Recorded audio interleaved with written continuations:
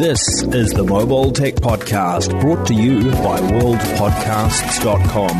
Now here's your host, Tech Girl, Miriam Joie. Brought to you by Audible. Stay tuned for a special offer at the end of the show. Hi, and welcome to the Mobile Tech Podcast. I'm your host, Miriam Joie, and today is Thursday, August 11th, 2022, and I have the awesome Ben Schoon here of 925 Google. Hi, Ben. How are you? I'm doing good. How are you doing today? I'm doing pretty great, actually. It's Samsung week. You know what that means, right?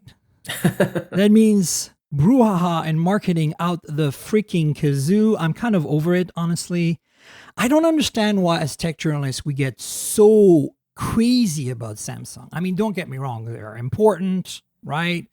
But to me, I kind of always try to tune it out a little bit because I'm just like, it's just too much. It's like Apple. It's just too much. Mm-hmm. You know, all you hear about all week is Samsung. And don't get me wrong. They make some great things. I love their phones. And I think the folding phones is really like, they're the ones. I mean, let's talk about that too. Because, you know, I think like, unless you're in China and you can buy like a Vivo or like an Oppo Find N or something, folding phone, you really don't have any other options. And they're on Gen 4 now.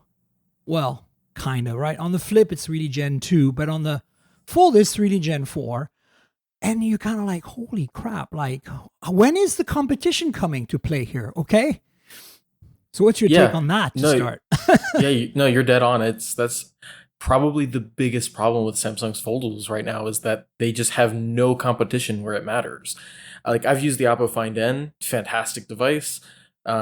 I love it, and I love to see what Vivo's working on and all these other companies are working on. And I want to try those. Right. But they are pushing this form factor and this idea forward where Samsung's kind of just enjoying their market dominance. And the Fold4 and the Flip4 are like absolute proof of that. Yeah. It's just insane to me. Like, I just don't understand how they haven't come to the table. Like, OnePlus could come to the table with a folding phone right now in the US. Now, considering they're still not shipping phones with AT&T 5G support, maybe I should, kind of, I don't know, like tone it down in my level of excitement a little bit here. But I feel that of all the players, there should be the ones that are ready for this. And yet, we're not seeing it. Of course, Apple is going to do something eventually. I think the success of the Flip is going to dictate that, right? Wouldn't you say? Yeah.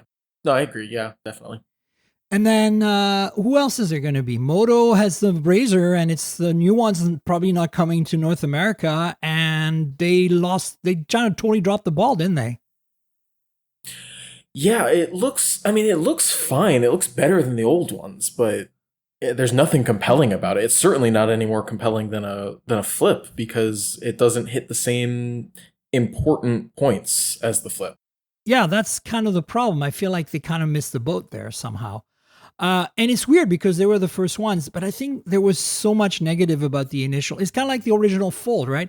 I actually think Samsung handled that really well. Like, they didn't at first, like in typical Korean company fashion, right?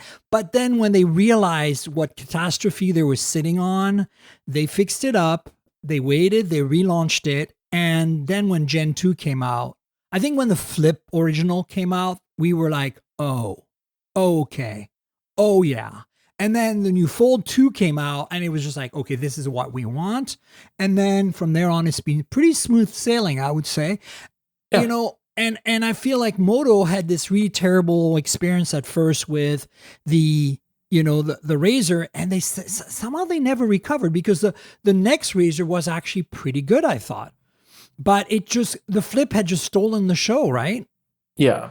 No, and I've never gotten a chance to use the RAZRs, but just looking at that from the outside, it's like the first one had all these little issues, these little quirks that they just never admitted to.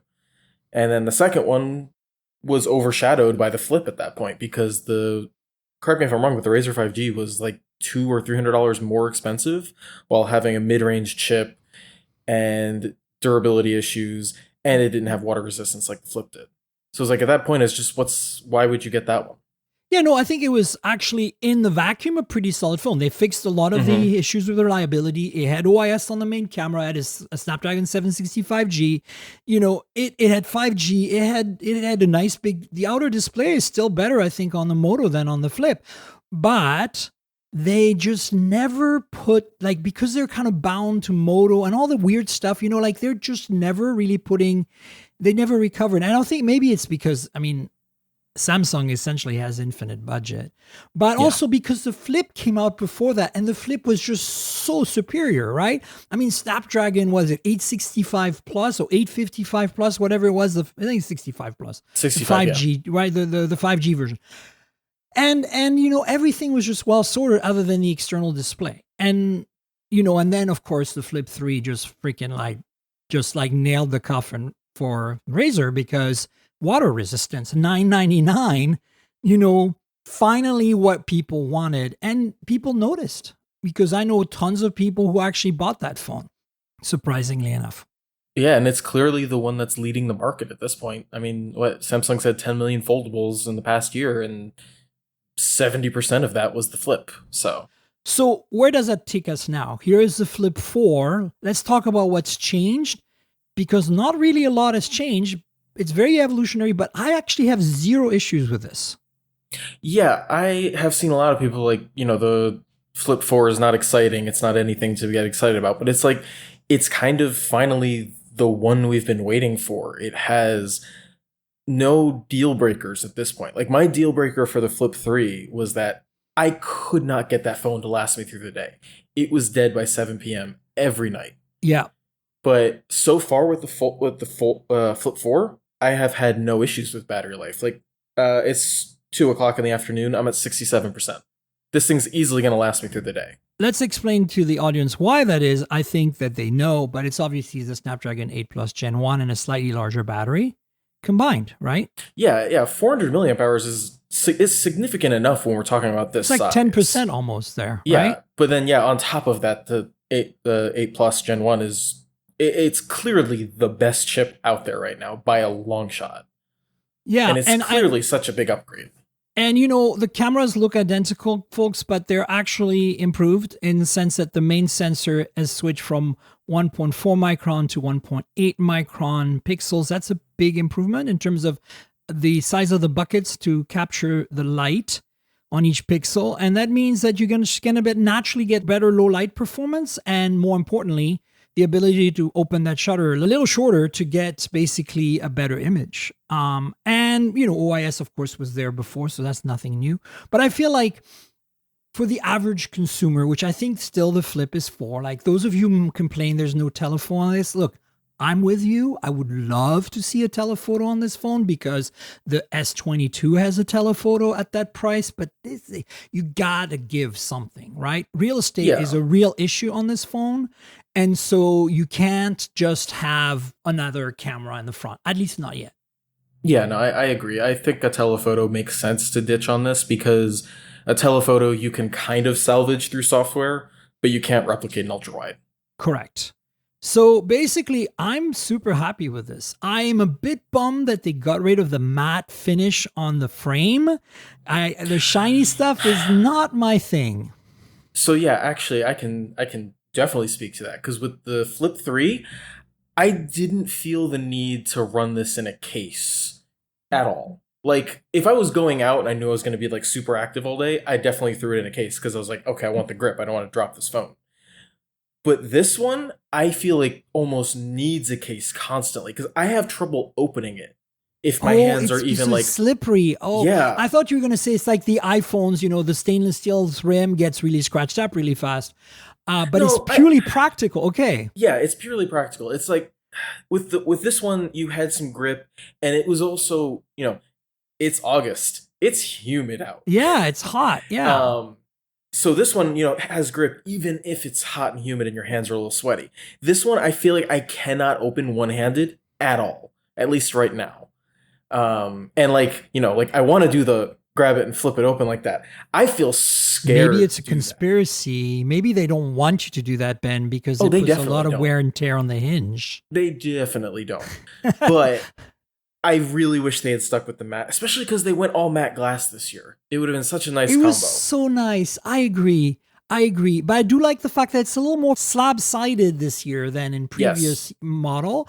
But I would take the slightly rounder matte finish over the slab-sided shiny any day. So that's my take. I mean, there's really nothing else to talk about. I know there's some software improvements on the cover display, but hopefully they'll filter down to the Z Flip 3 in a software update. I don't see them keeping that as an exclusive. There's absolutely no reason for that. So I don't know. What else is there? Am I missing anything? No, honestly, this phone literally just comes down to it finally has decent battery life, which is the only problem I had with the Flip 3. I mean, hooray. Like, that's going to be a measurable improvement for the audience, for the kind of folks who are going to buy this phone. And more importantly, the better low light imaging from the main camera is another bonus. So basically, they fixed a couple of the things that we could have kind of pointed at last year. And the price is the same, and you're getting even more gaming performance if that's your thing, because that chip is awesome. I don't know if you've done any, I'm not a huge benchmark person, but I'm wondering if you've done any kind of like sustained thermals performance testing yet. It'd be interesting to see how badly it throttles. Not because, I'm not worried because of the 8 Plus Gen 1 being, I think, in the phones I've tested so far, pretty good at not throttling too much, but it's more like the form factor, right? It's how do you dissipate heat when you have two halves, right? Like you have, technically the chip is going to be in one half, and that half has less thermal dissipation, right? You can't take the same surface area to dissipate the heat. So maybe the hinge has, the heat sink goes through the hinge or something. That would be really cool, actually. That would be really cool. I don't know if they're doing that, though. I mean, it's not a gaming phone, so who cares? It can probably throttle after 20 minutes of playing Genshin, you know? Anyway, let's talk about the next phone, because we have a lot to cover. The Z Fold4. I bet you are more of a Z Fold user. Yes, I have. I bought the Fold 2 and the Fold 3, and I just put in an order yesterday for the 4. Because I absolutely love the form factor, and I love everything Samsung's doing with the Fold. So the big change to me on this is it's wider and less tall, which is a different aspect ratio. So it's more square in aspect ratio, and I actually think that's great. Are you happy about that? So I'm the contrarian in this one. Okay. I really liked the narrowness of the 3. I understand that it takes a lot of getting used to, but I really liked it because it was this phone is so thick. The 3 was. The 4 is actually thinner. The 3 was so thick that it felt more comfortable to have less width to worry about. Right. And I felt more secure holding the phone. That said, I understand why people like this. And you know, I'm using the Flip first. I'm doing that review first. So I haven't really used the Fold as much so far, but I already understand why it's better. And I quite like it. And the trimming of the hinge to make it thinner kind of negates my holding it argument, because it's a little bit easier to hold because there's less hinge and more display. I mean, for me, I'm not a Fold user. I just want to preface this. I've tested them. I also don't have any of these phones from Samsung yet, folks. So I'm probably on a second wave on this. So, just keep in mind that I think Jaime will have them at Pocket now and will be reviewing them before me. So that's fine. But the point I'm making is that I'm not a Fold user. So don't take my feedback and advice as gospel. But I've always felt that I'm happier with the Flip form factor simply because I'm one of those full screen multitaskers that treats each app as a card that I flip through. And I'm very good at that. And so for me, maximizing the kind of portrait screen is kind of what I want. Like I have an Oppo Find N that I really love. I love that kind of slightly smaller form factor simply because I feel that when I open it up, I'm not actually wasting too much screen because I'm still using everything as a single card, you know? Yeah, I mean, it's ironic that you say that because I do the same thing. I use a Fold as a normal phone. I just that it's bigger. But I find that a lot of apps just don't like that though. At least in my use cases, it usually doesn't care. Okay. And the ones that do, I just turn on the adaptive where it just shrinks it in. Got it. Yeah, it doesn't bother me. I just prefer using my phone that way. And even on the Fold, I get more use out of my phone because of it. When I was using the Find N a lot, this is the most recent folding phone I've used. And I just pulled it out again after this Galaxy event because I was like, let's just play with that a bit again. And I find myself that half the time I pull out my pocket, I use the front screen and I forget that I can open it. I treat it like an iPhone mini. I'm like, oh, this is so convenient. It's so small. And I'm like, wait a minute, there's an entire almost 7-inch screen inside. Why the hell am I not using it? I'm like, oh, look at that real estate. Oh, nice. But it's funny that I almost forget. So I think the Flip for me works better because then you kind of have to open it. And then I'm like, oh, look, big screen, small pocket. Awesome. But honestly, I think that what I'm excited about the most about the Fold 4 is the camera's improvements, because I feel like, look, the main camera is okay in the past, I feel like, because I can take decent photos almost anything. I'm not super picky. But I feel like the improvement to go to the same sensor as the S22 and S22 Plus is a nice thing. And it's a good sensor, that 50 megapixel. You get a little bit more, computational stuff to do because it's binning pixels. But at the same time, you're getting better photos, I think.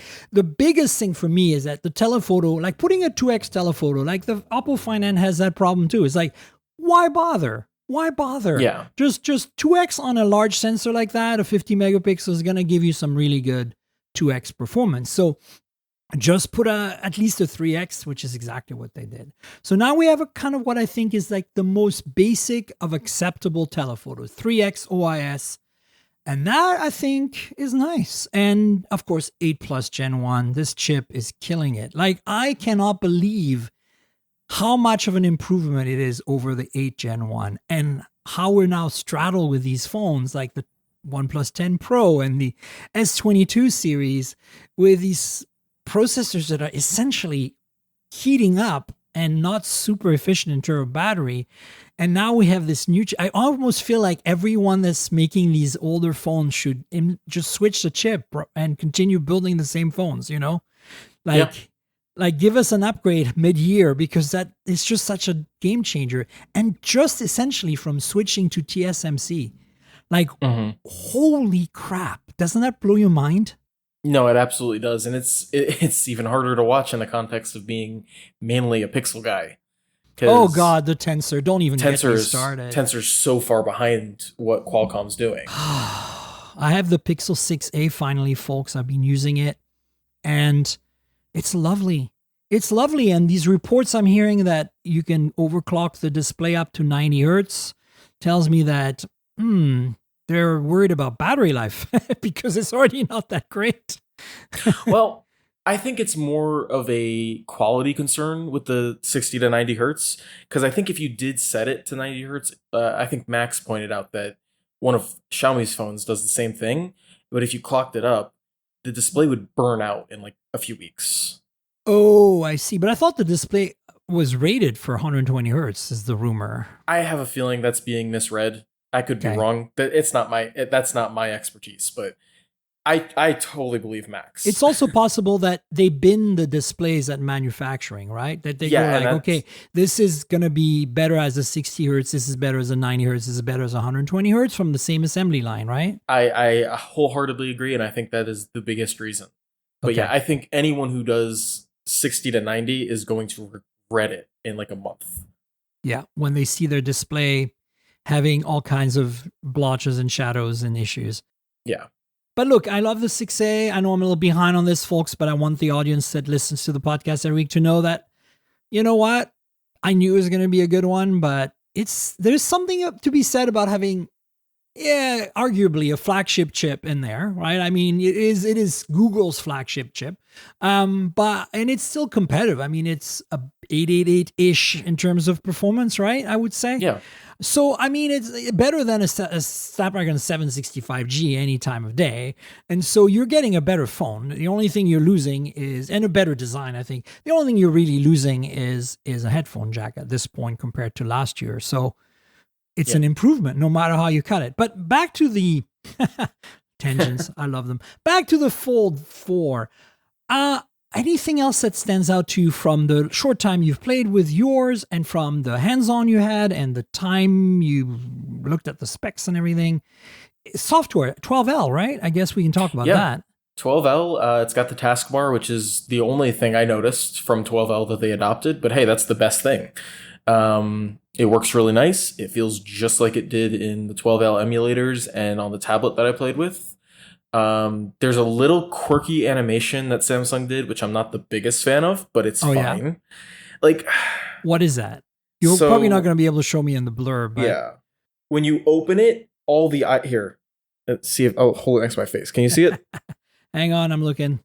So if you open an app, it kind of like zooms in all of the icons, which is I see that. Yeah. Really cool. Weird. I don't like it.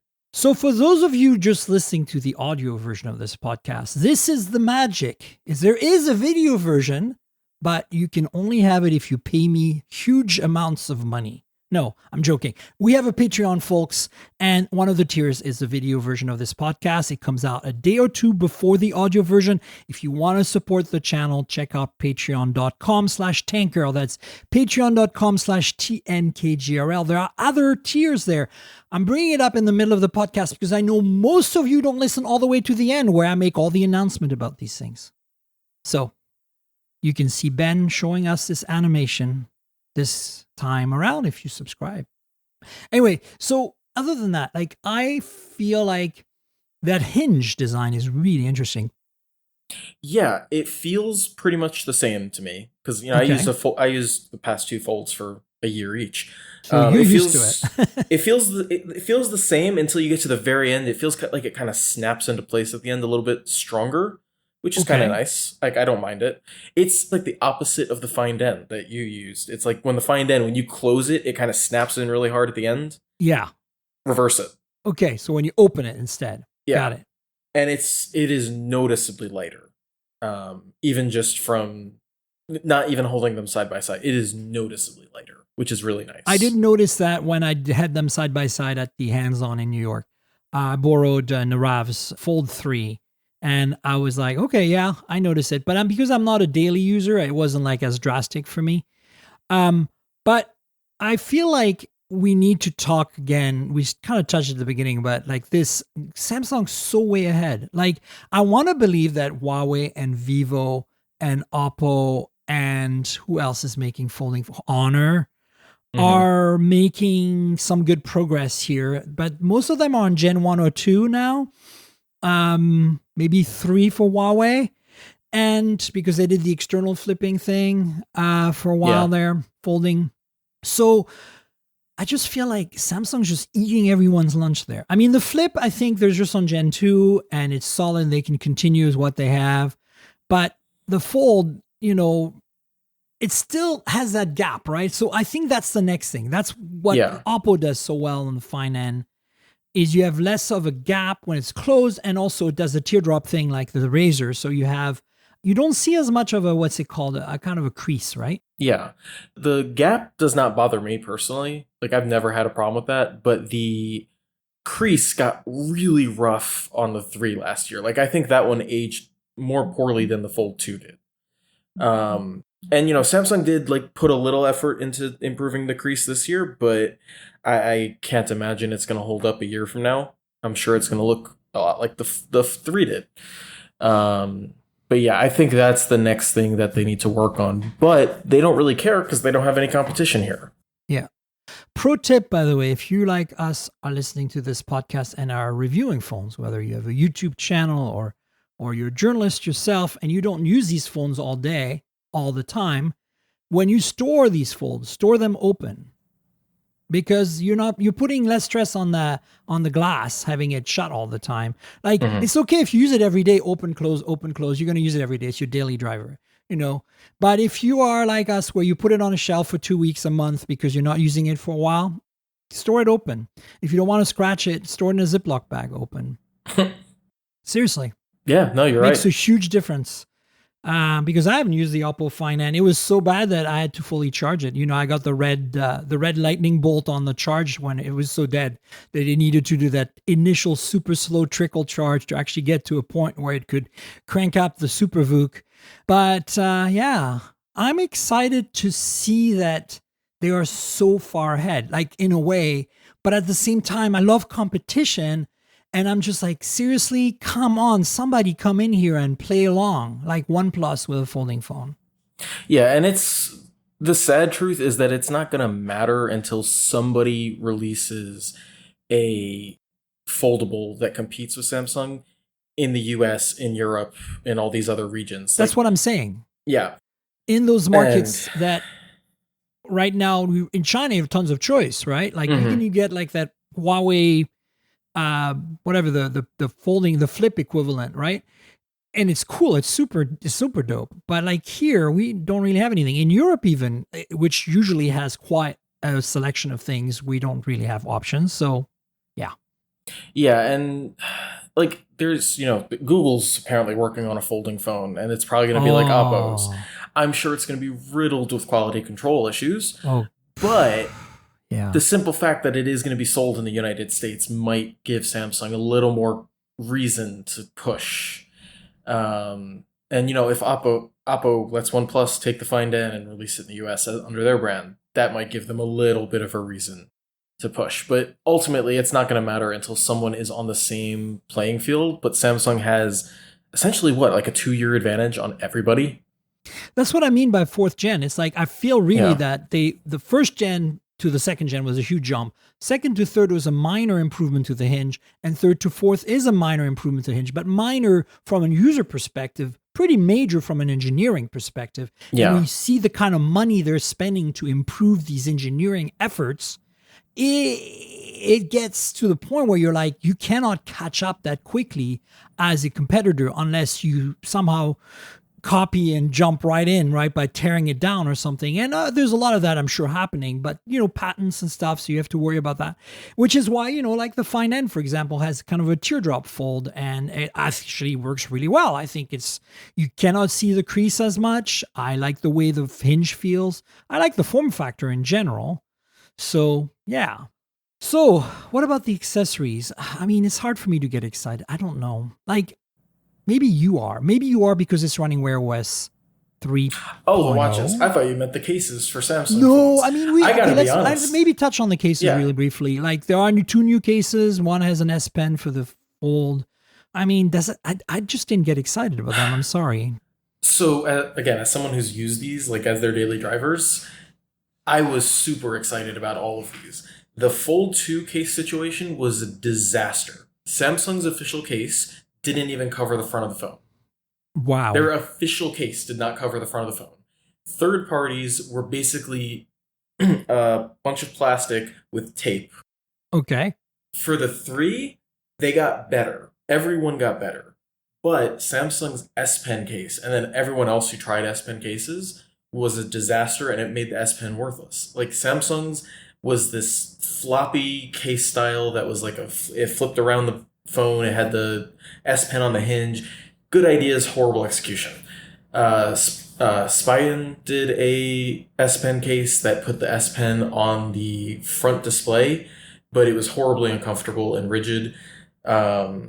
All the other ones I tried, just everyone had a deal breaker. This year with the S Pen case, I think they nailed it because the S Pen slot is on the back of the phone. You can remove it just by pulling it off. Like, you don't have to pull the pen out. You just pull that whole section of the case off. You get your wireless charging back. You get your slim form factor back. And you can attach a kickstand to that spot, which is awesome. Oh, cool. They also released a case, which is the one I'm more excited about, which is a slim standing case. And it has the same hinge mechanism on the back as like the Galaxy Tab S8, as the Surfaces. All of those. Got it. That's fantastic. So I am very excited about the case situation because I feel like I'm glad we get to talk fixed about it. I feel like they finally got it right. It's still not perfect. Like, there's still nothing covering the hinge most of the time, but it's better, and I'm very excited about that. I took some photos on my hands-on, and I was like, okay, yeah, I would never use these, but okay, great. I do have to admit though that the flip case finally looks like it's protecting the hinge. Was that always the case? Yes, I did notice that. No, last year they did not protect the hinge. And like, I have mixed feelings about that. On one hand, the hinge already has its protection on the inside with those brushes, which generally speaking works pretty well. No, I mean, like, if you drop it, you don't want to scratch the finish on the hinges. I'm just purely talking cosmetic here. Yeah, but then the back end to that is because it's not tight fitting and not completely covering. If you have like sand or something, it's going to get caught in between and then pulled into the hinge. So it's like, they literally have to decide, do we cover the hinge and invite more dust to get stuck, or do we leave the hinge exposed and invite drops to What cause kind of damage? heathen puts sand in their Z Flip, though? Well, just like, No, I know. like I'm just walking around. But yeah. I just had to say something silly about that because I'm like, we all know it's not dust resistant. Mm-hmm. It's water resistant. So don't take it to the beach without, at least don't drop it in the sand. Yeah. Even for me, like I play disc golf on a regular basis. Right. And a lot of disc golf courses use sand instead of dirt so that way you don't get dirty. Right. So it's like, I'm not going to the beach, but my phone's still getting exposed to that. Yeah. So it's like, I have to worry about this. And so like, I think about that a lot. Okay, that's fair. So that's maybe maybe I'm wrong. Maybe I think maybe Samsung needs to make it dust proof. I don't know how they can do that, but all right. So the next thing we were just touching on was the watches.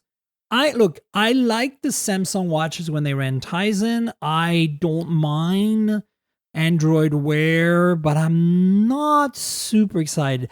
Because I used to work at Pebble back in the day, my approach to smartwatches is I don't care about, having an assistant. I don't care about having apps. I just want a fitness band on steroids with a nice OLED display and great battery life.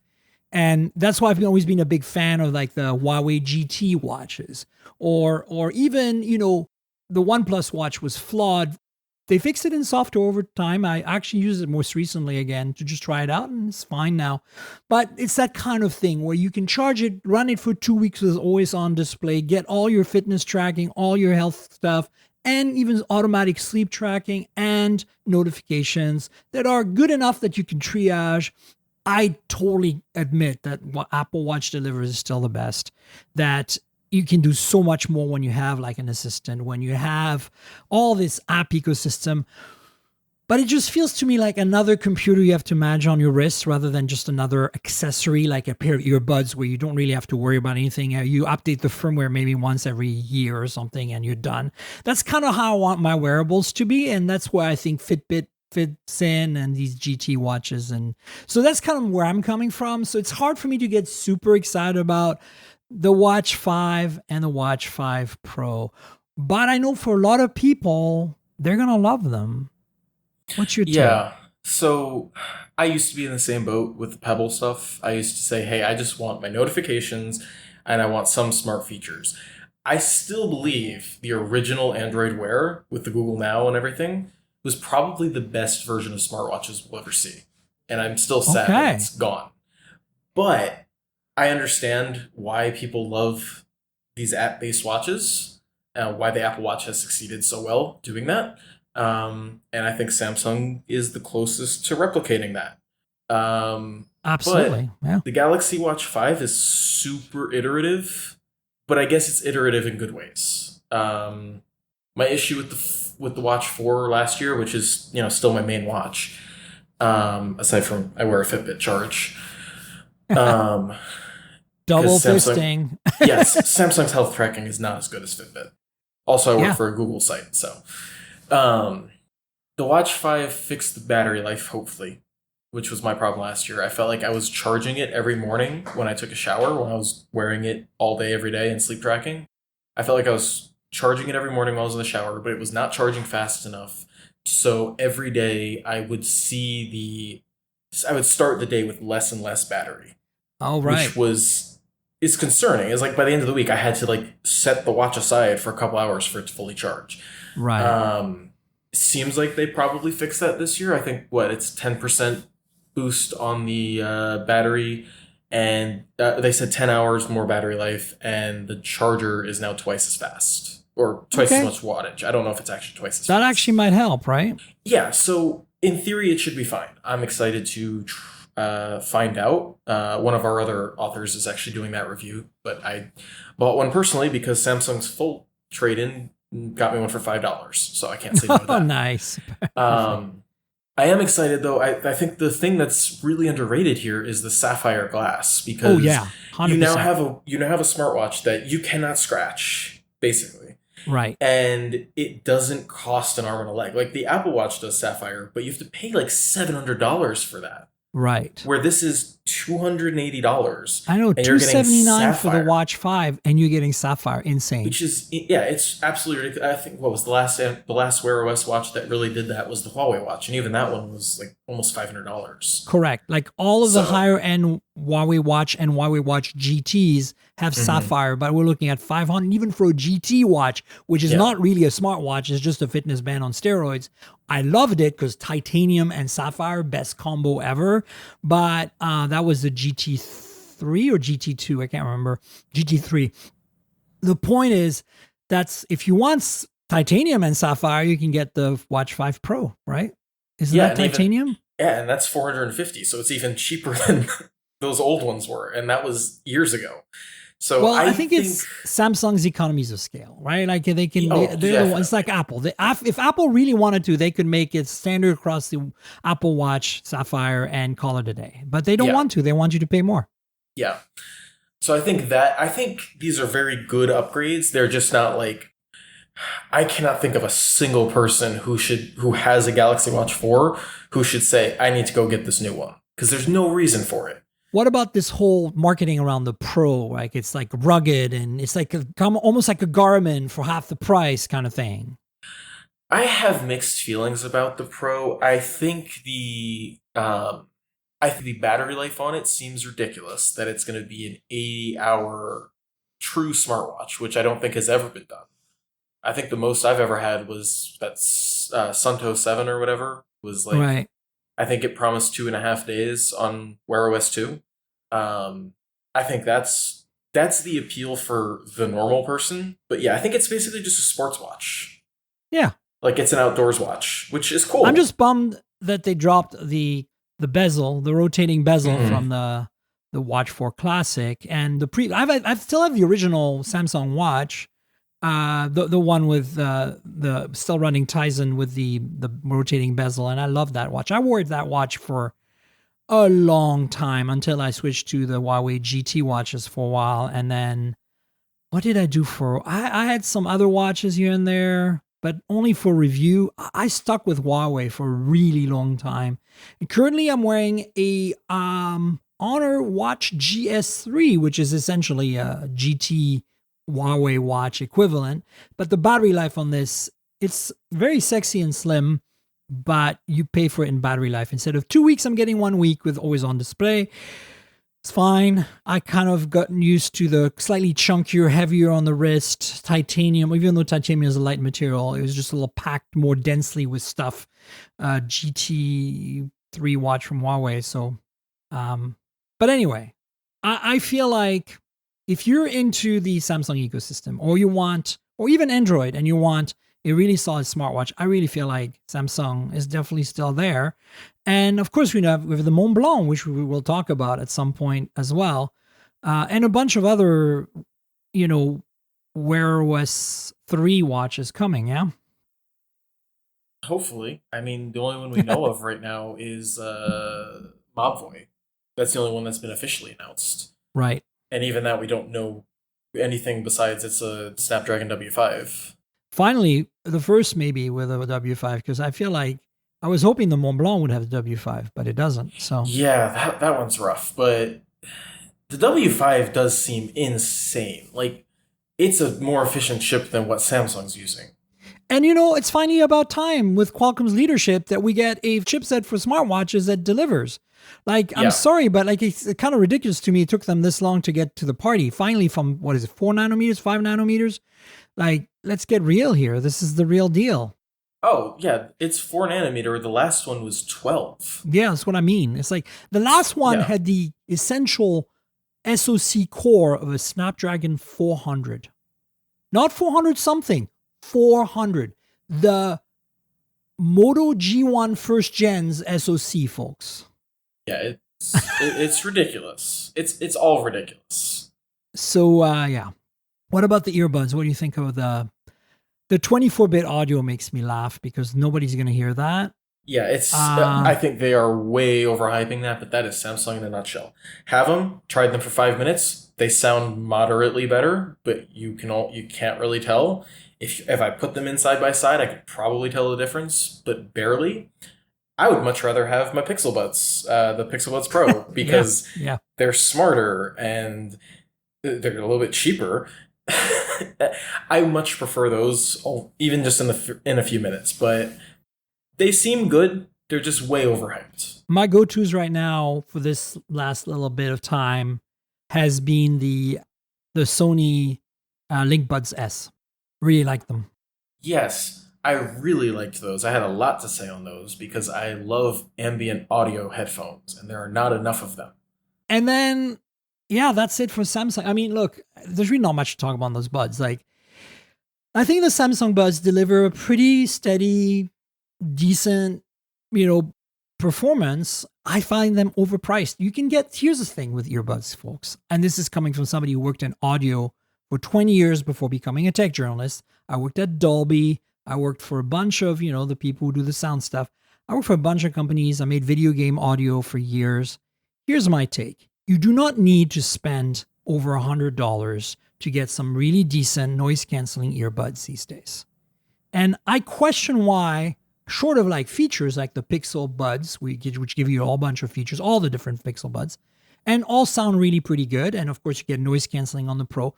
I think short of like some specialty features you need, or like in the case of the AirPods, the super nice integration with the Apple ecosystem, or Galaxy Buds, super nice integration in the Samsung ecosystem. That's a real thing. Short of that, if you're just focusing on audio, battery life, size, comfort, maybe wireless charging, etc., there are a series of buds out there you can buy for less than $100 that nail all those things. Examples: the TCL Move Audio S600, the Nothing Ear 1, the Realme Buds Air 2. Those are $50, have noise canceling and sound fantastic out of the box, and good noise canceling at that.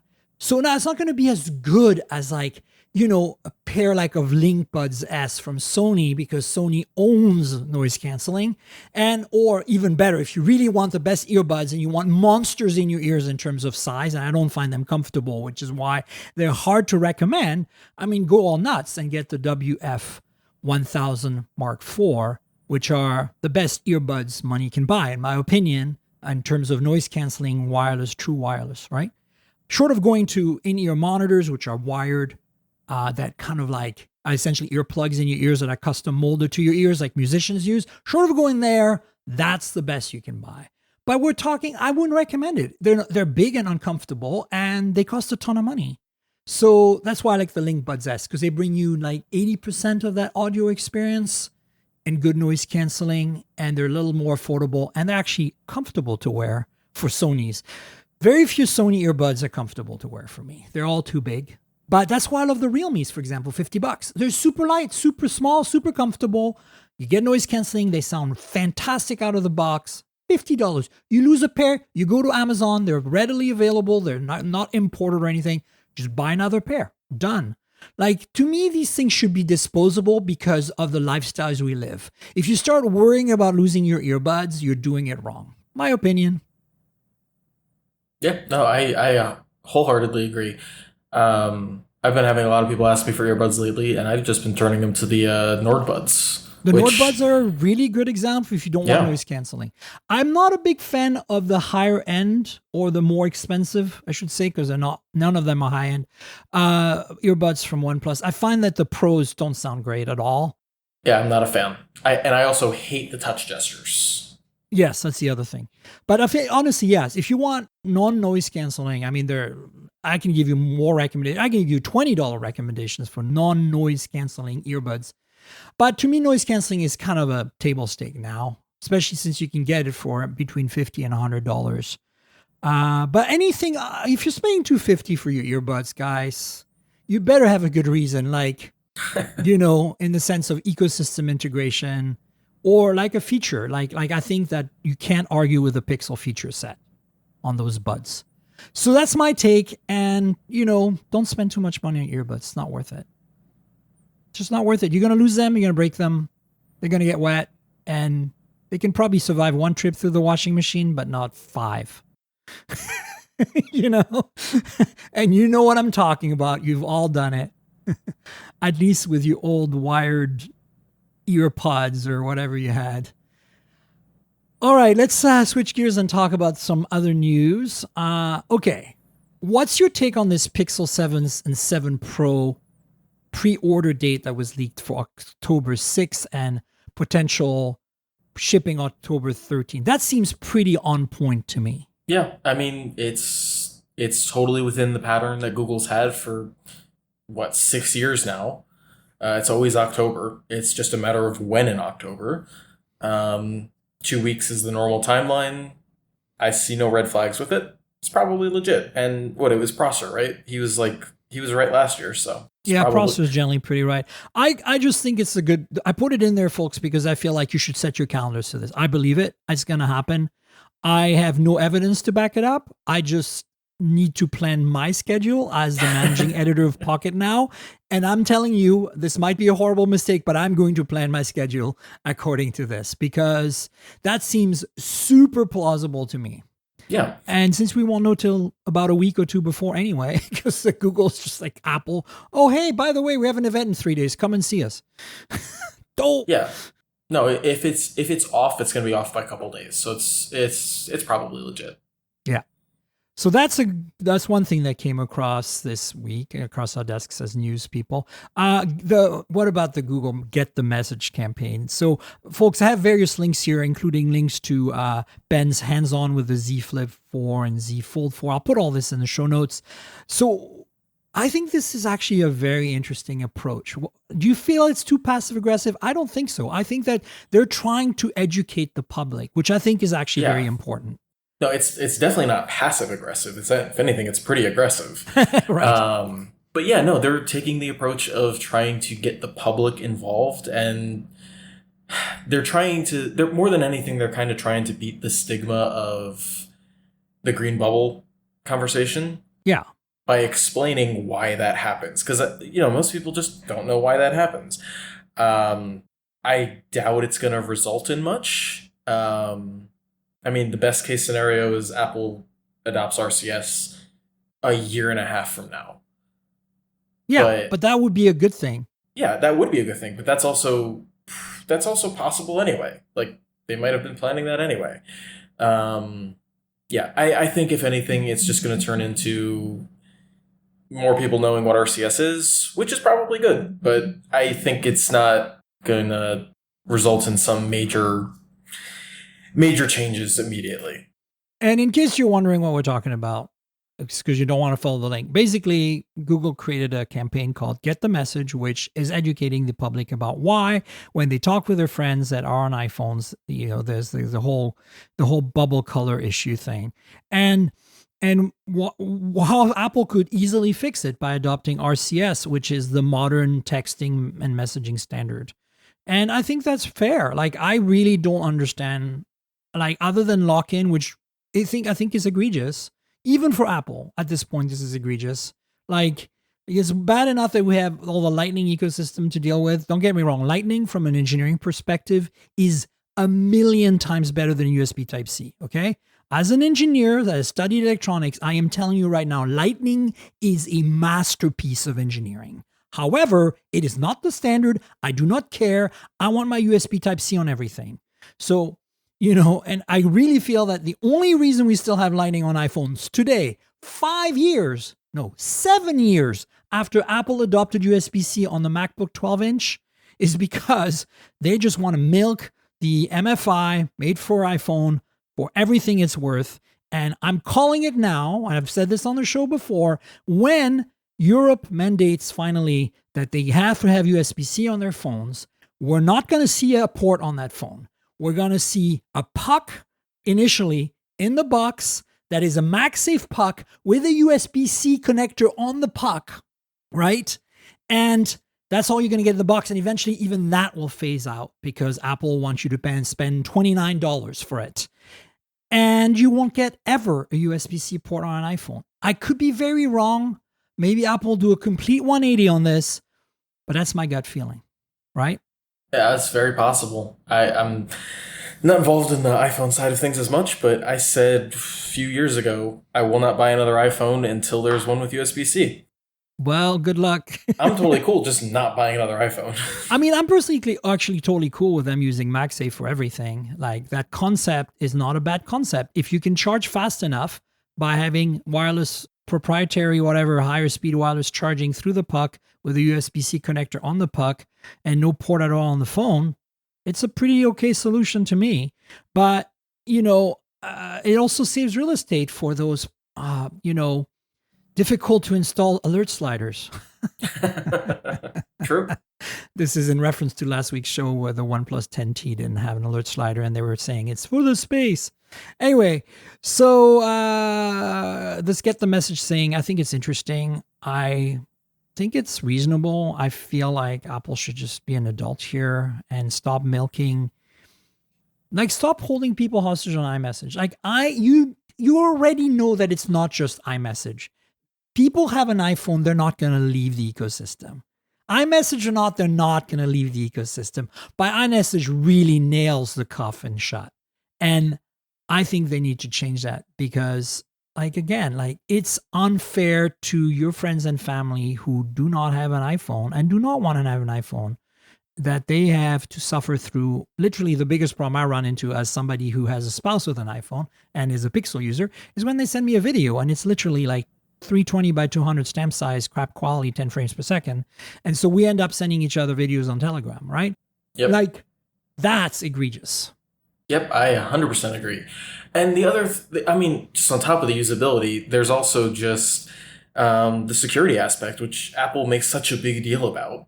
And I think the tweet that really summed up my thoughts on this was from Quinn Nelson. He tweeted the quote, why would Apple support RCS when it still has issues with security and considering it's carrier driven? It's like, that's the argument that a lot of Apple people are using on why they shouldn't or why they should wait. And it's just ignoring the fact that the iPhone still uses SMS as its backup for both iMessage and for texting Android phones. I know, and that's completely insecure. Yeah, it's worse. It's less secure. It's just terrible. And they don't lose anything beyond their lock-in by moving to RCS. And on top of that, my biggest thing about it is that RCS on an iPhone doesn't mean iMessage to Android phones, because Apple could implement RCS and, it fixes the security. It fixes the typing indicators. It fixes the group chats. And it fixes the reactions. It fixes media. Yeah, but they don't have to. They don't have to do reactions. They don't have to do all of the stuff they've done to iMessage that makes iMessage so good. Right. They can do the bare minimum, and it will still be better than what we have today, and it'll improve everyone's life, not just Android users. It will improve iPhone users' life. I couldn't have said it better, and I think this is kind of what that campaign is getting at. Yeah. Oh man, Google.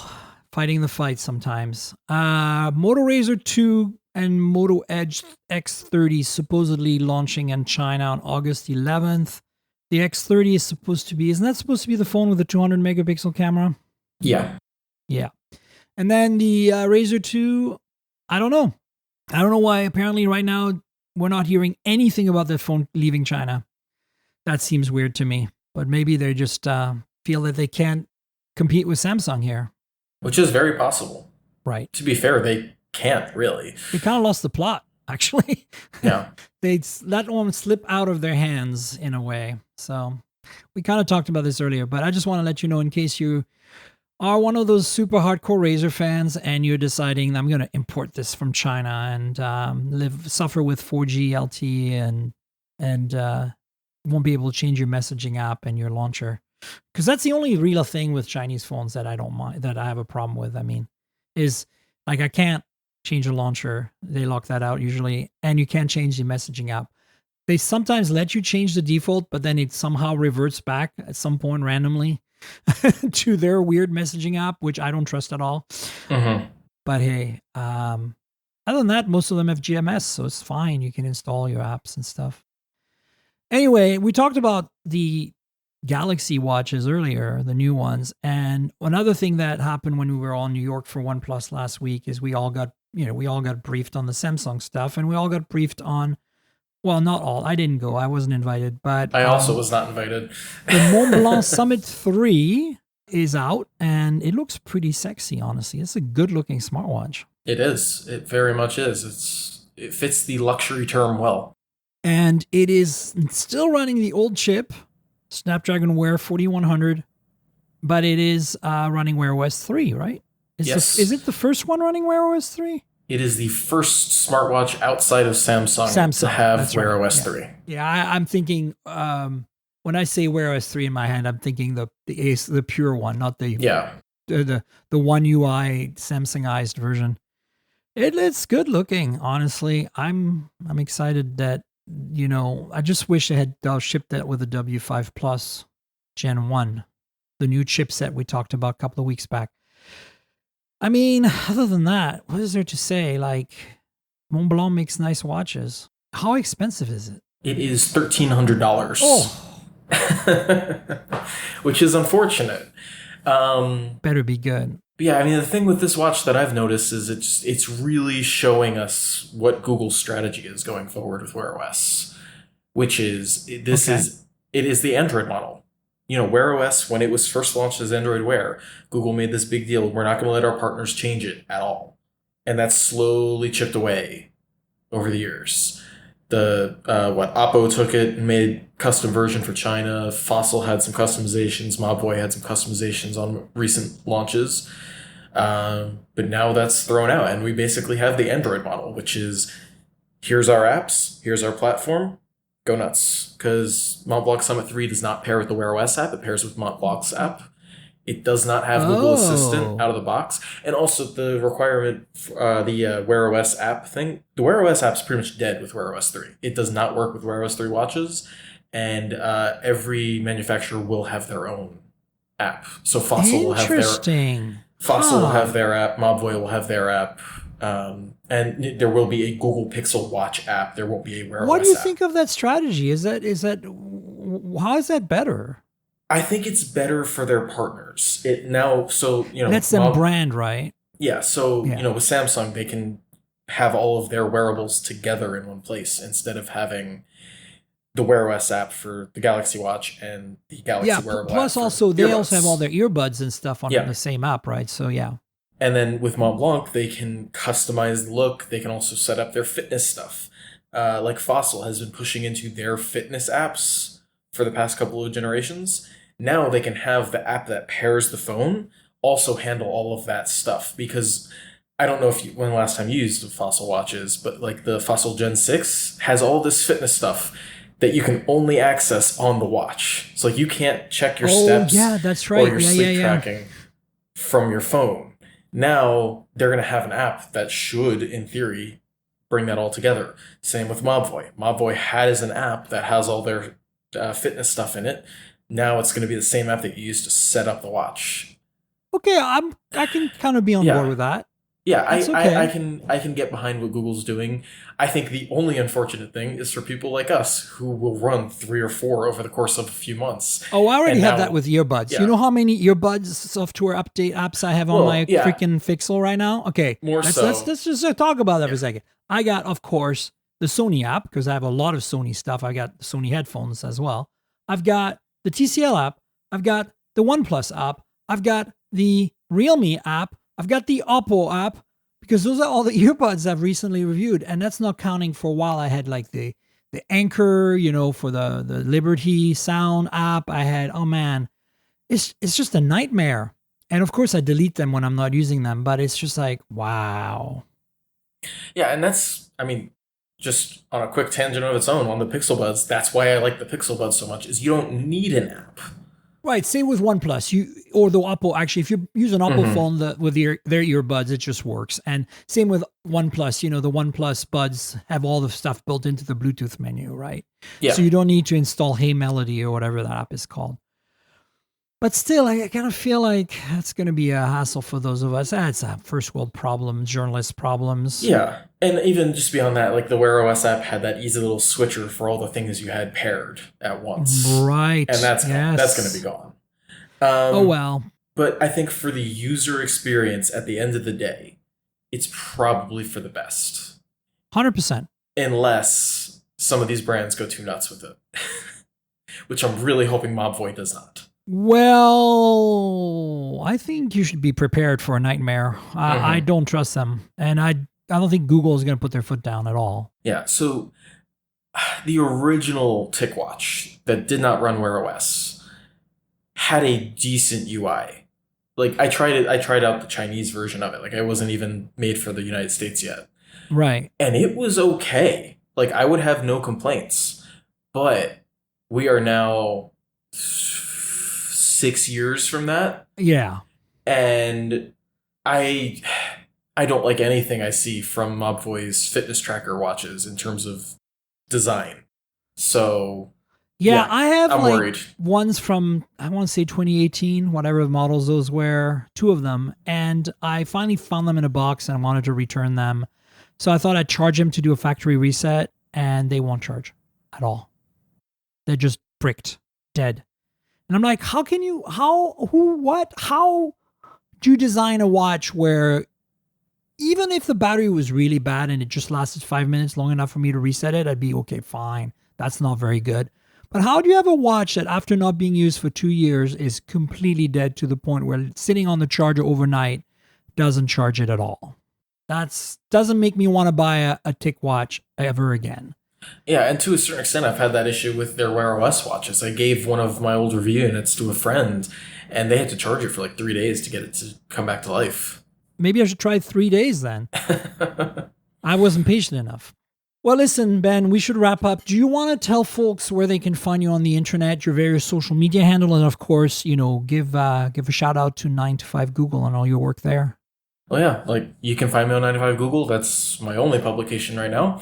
And I'm on Twitter at NexusBen. That's the only social I'm currently active on. I love that handle. It's so good. And folks, you know where to find me on the internet. I'm at Tankgirl. That's TNKGRL, like the comic book character. Drop the vowels, and you get my Twitter handle and my Instagram handle. Twitter is where you should discuss this show with Ben and I. You should ask us your questions and get your answers, all that stuff. And then, of course, Instagram is where you'll find pretty pictures of phones and pretty pictures of cars and of whatever my travels bring to the table. All taken with phones because that's kind of how I roll. I mean, I have some real cameras and I shoot with them sometimes, but it's very rare they end up on my Instagram. And then, of course, the podcast lives at mobiletechpodcast.com. We're on Google Podcasts, Apple Podcasts, Pocket Casts, Spotify, everywhere good podcasts can be found. And please rate or review the show in the app. If your app lets you do that, that would be awesome. There's a couple of YouTube channels that go alongside the podcast, youtube.com/mobiletechpodcast and youtube.com/mobiletechmore. You know how YouTube works. Like, subscribe, tell your friends, click the little notification bell so that you know when new videos come up. The 2 channels are basically phones, wearables, and personal audio on the main channel, and then all the accessory stuff and like travel tech, home automation, car tech, and all that is on the other. Although I haven't really published too much on the other channel in a while, but just subscribe to both and you'll see some content there, visuals that go alongside this podcast. And then, of course, there's Patreon. As I mentioned, if you want to see a video version of the show where we're talking heads and maybe show some phones and stuff along the way, Patreon's got you covered. There's also a tier to access the Discord server that I have. So if you want to chat with me and stuff, it's all pretty affordable. It all helps. If you can support me, that would be fantastic. Patreon.com/Tankgirl. That's patreon.com/TNKGRL, just like my Twitter handle. And then I want to thank Audible. Audible has been our sponsor forever now, and we love them. And you get a special deal. If you want to join Audible, you're not already a customer, you get a 30-day free trial and you get to keep a book at the end. The URL for that is audibletrial.com/mobiletech. It's also in the show notes, audibletrial.com/mobiletech. What's Audible? Well, it's kind of the de facto #1 audiobook platform in the world. If you're like me and you love books and you love reading books, but you find yourself tired at the end of a day of staring at your computer and phone screens, and you're not feeling up for some Netflix, maybe you want to read a book, as it were, but have it read to you instead, and put your headphones on, put your earbuds in, and just chill out. It's what it's about. And there's tons of books to choose from. And a lot of books are read by the authors. And there's some short content as well. And they have some podcasts. It's just awesome. So check out Audible. We love them. audibletrial.com/mobiletech. Help them to help us and vice versa.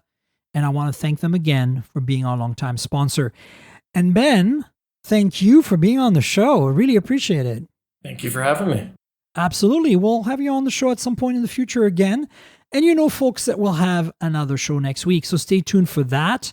And until then, cheers, everybody. This has been the Mobile Tech Podcast with Tank Girl, proudly presented by worldpodcasts.com. You can visit us online at mobiletechpodcast.com.